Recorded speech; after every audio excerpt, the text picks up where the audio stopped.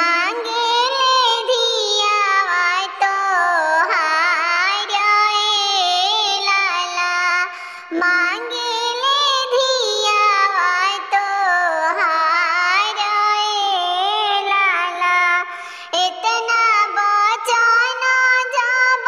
सुने नी कौन पापा, इतना बचन जब सुने ले कौन दुल्हा ससुर जी से करे ले और